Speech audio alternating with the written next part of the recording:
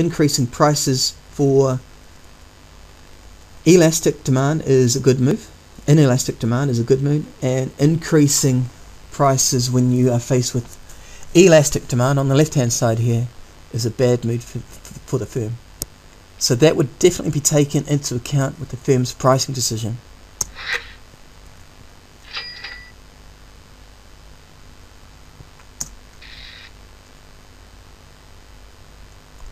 Our formula again, percentage change in the quantity demanded divided by the percentage change in price.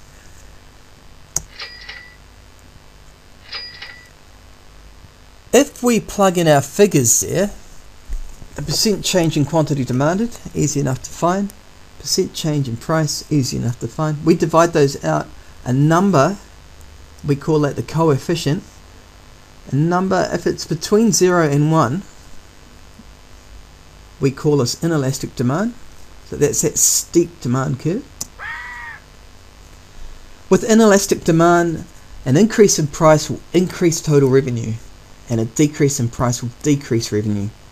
The firms will be looking at increasing their prices if they want to maximize revenue, if that's their particular marketing objective.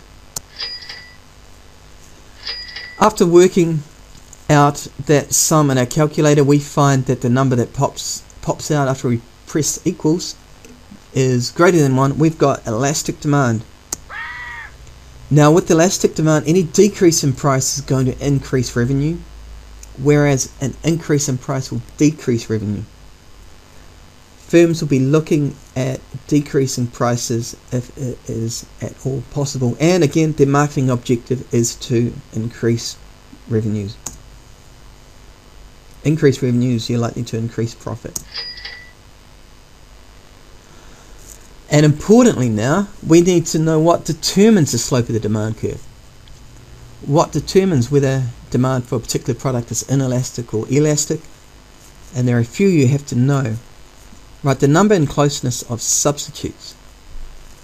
So the more substitutes there are in the market, the more competitive the environment, the less pricing power a firm is going to have. If you increase the price for Coke, people are going to stop buying Coke, stop buying your product, and go off and buy Pepsi. If you have a high degree of brand loyalty and power, you have got more chance of increasing prices without losing too many customers. So the higher your degree of brand loyalty, the higher your degree of brand power, the more inelastic your demand curve for your product is going to be, the more pricing power you are going to have over that product. The proportion of income that a consumer needs to spend to purchase your good will determine whether the good is inelastic or elastic as well. You can have quite a large percentage change. For example, say a box of matches costs 20 cents. If it increased by 10 cents up to 30 cents for each box of matches, that's a 50% increase in the price of a box of matches. But because it's such a low percentage proportion of someone's income, you can have a large percentage change in the price, not really affecting the demand for that product. And vice versa for goods that take up a large proportion of a consumer's income. So for example, a high involvement purchase, a bed, a fridge, TV, stereo, the larger the proportion of income, the more elastic that product's going to be. More demand, price elastic it's going to be. Time to adjust spending habits. For example, if the price of petrol goes up, people immediately have very little time to adjust their purchasing habits. They need to get to work, they need to get the kids to school. So in the short term, they just have to bear the brunt of the price increases. But in the longer term, they can substitute out of their SUVs, their gas guzzling cars, and purchase more environmentally friendly, more hybrids, more electric powered cars, and find out a way to catch the bus, public transport. So the more time we give consumers, the more elastic the demand curve tends to be. And the degree of necessity. The more the more necessary a product is for a consumer, the more likely they are to keep purchasing the product after a price increase.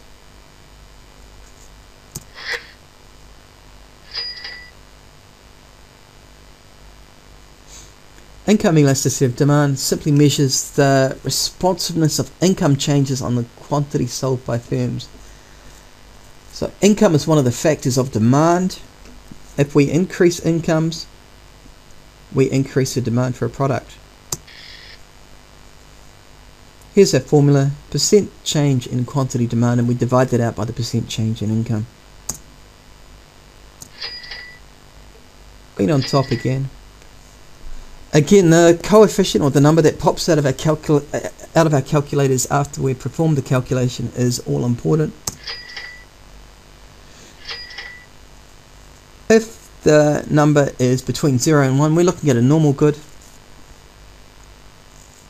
a normal necessity actually, a normal necessity, so a good that's quite necessary. Your power, electricity, gas, food.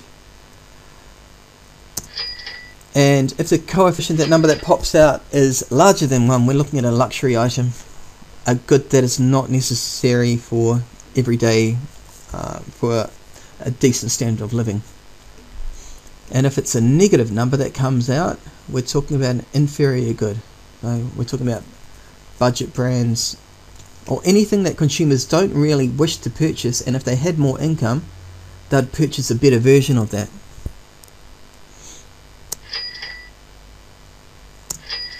Now it's important because it can predict sales. A firm is going to know what's going to happen to the demand for its product when the economy is booming or when the economy is in a nosedive. It can also be used for price discrimination. Remember, this was one of our pricing strategies. Low income Vietnam may well, with their low incomes, be only able to afford lower prices, whereas high income Luxembourg would be able to afford, with their high incomes, higher prices.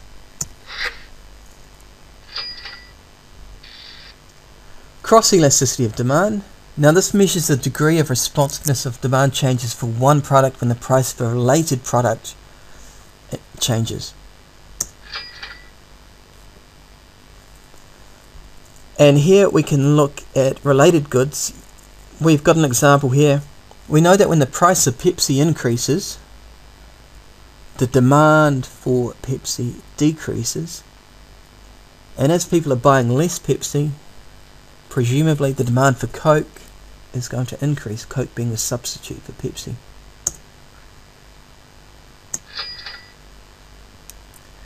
Let's have a look at complements here. We've got fries and we've got demand for Big Macs. As the price of fries increases, the law of demand states that people are going to demand less of them, purchase less.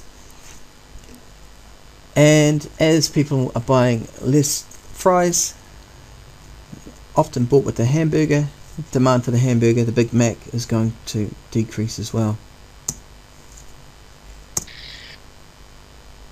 Here's your formula. Percent change in quantity demanded for good A, percent change in the price for good B.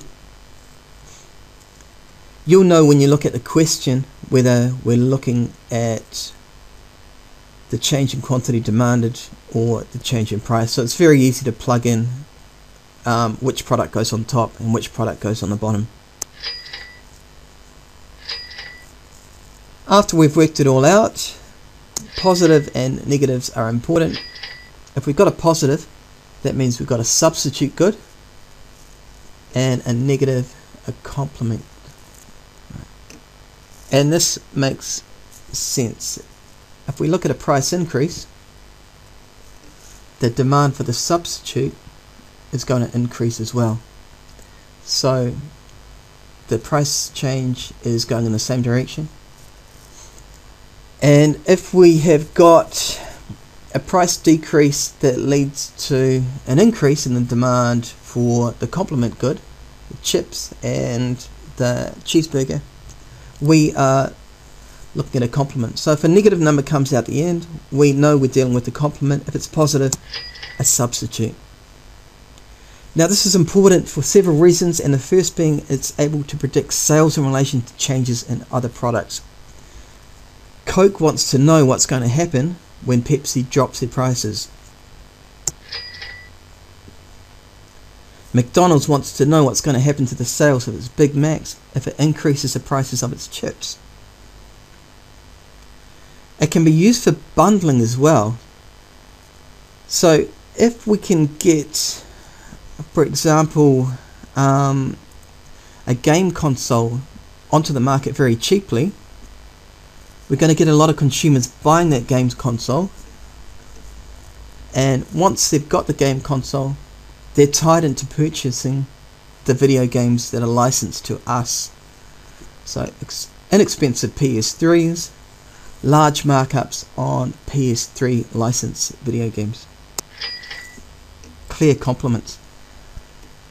And firms can decrease their cross elasticity of demand through product differentiation. So the more differentiated their product, the less likely a price increase or a price decrease in the market is going to affect the demand for their good. Show me. And this is important as well. We can just read here quickly. KFC introduced a new burger. That burger was very, very popular, but it didn't have a high profit margin built into it. So a popular burger, low profit margin, taking demand away from more profitable items on the menu. So it's not just important for a firm to know what the price elasticity of its product is in relation to other products, other competing products out there, but also in relation to other products that the firm may be selling that might be competing against other products in the firm's product range.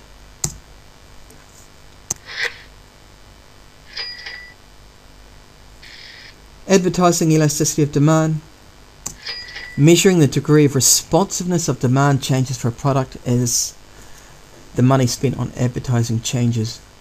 So again, advertising promotion, definitely a determinant of demand. Effective advertising for Coke increases. We're increasing the advertising spend on Coke. We're presuming that the demand for Coke is going to increase as a result. But by how much? So again, we've got that quantity demand, that change in quantity demanded on top. We're going to divide it out by the percentage change in advertising spend.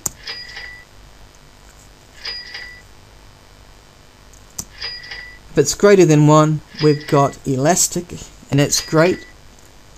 We're getting a greater change in quantity demand for every dollar we spend. But between 0 and 1, inelastic, and this is disastrous for the firm. Disastrous. We are actually getting less customers, less dollar. We're getting a negative return, right? For every $1 we're spending on advertising, we're getting less than $1 in sales coming through. The advertising campaign is ineffective. It's a difficult one for firms, this advertising elasticity of demand, because it is difficult to measure, especially when we're dealing with a range of products for a firm.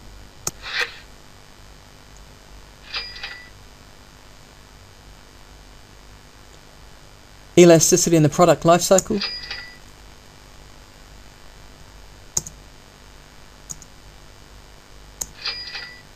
In the growth phase, we tend to have an inelastic demand curve, so price inelastic. Early adopters willing to pay a greater amount, and they are considered to be price insensitive. I don't know if you are old enough to remember, but when LCD TV screens first came on the scene, when plasma screens first came on the scene, they were a crazy amount of money. They were like $20,000, $10,000, and the early adopters were willing to pay that amount. Price inelastic. We can see the same for 3D TVs at the moment.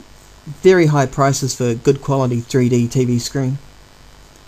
Not many people willing to pay those high prices at the moment, but some, the early adopters, are price insensitive. So at the early stages of a product life cycle and in the growth phases, the demand for the product is going to be price inelastic. So, assuming the product is innovative and has been carefully supported by promotional campaigns, the firm can expect increasing revenue.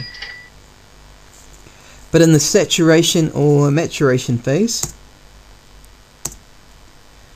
there's going to be more competition out there, greater number of substitutes, and with greater competition, more substitutes in the market, price elasticity will increase, and that's not particularly good for the firm. They lose some pricing power.